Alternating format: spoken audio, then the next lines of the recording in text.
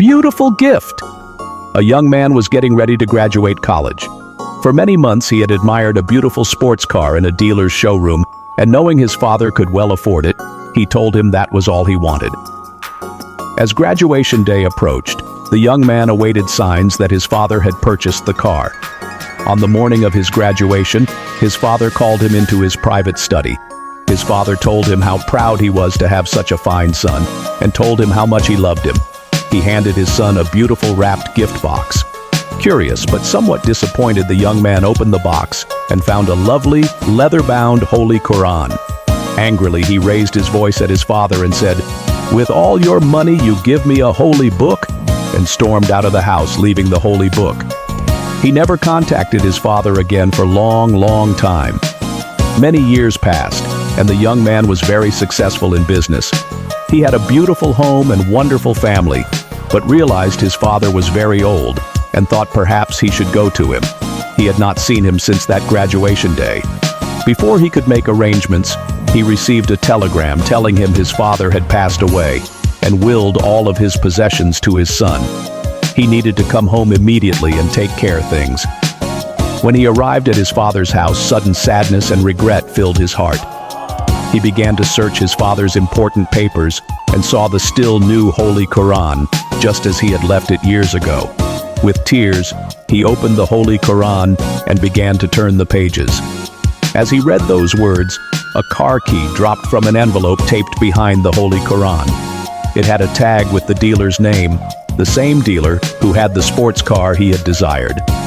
On the tag was the date of his graduation and the words, "Paid in full." How many times do we miss God blessings because they are not packaged as we expected? What is a family? A man came home from work late, tired and irritated, to find his 5-year-old son waiting for him at the door. Son: "Daddy, may I ask you a question?" Dad: "Yeah, sure, what is it?" replied the man. Son: "Daddy, how much do you make an hour?" Dad: "That's none of your business. Why do you ask such a thing?" the man said angrily. Son: "I just want to know. Please tell me, how much do you make an hour?" Dad: "If you must know, I make $20 an hour." "Oh," the little boy replied with his head down. Looking up, he said, "Daddy, may I please borrow $10? The father was furious.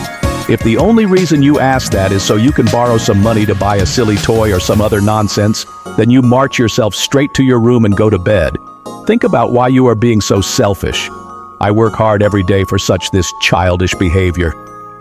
The little boy quietly went to his room and shut the door.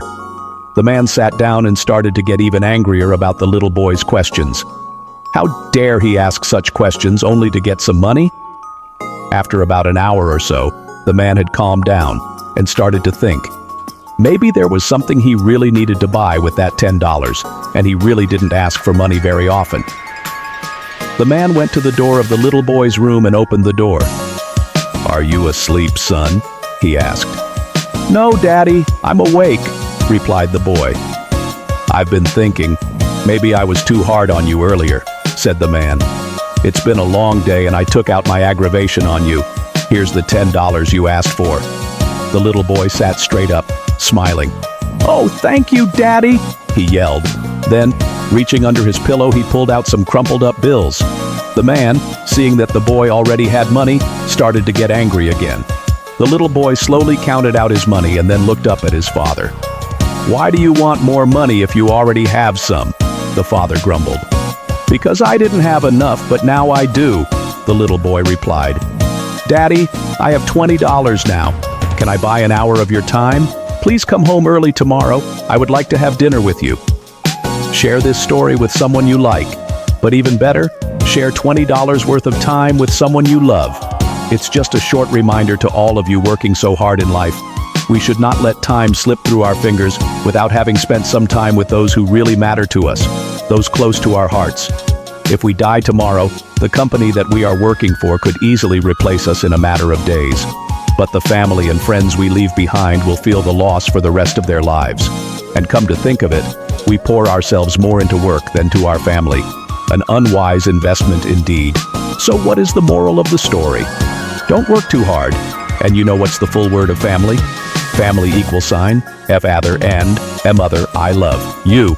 So viewers, we hope you like the stories today. If you like the stories, then do not forget to like the video. If you are new to my channel, then subscribe to the channel. Press the bell icon and turn on the notification to all. Goodbye.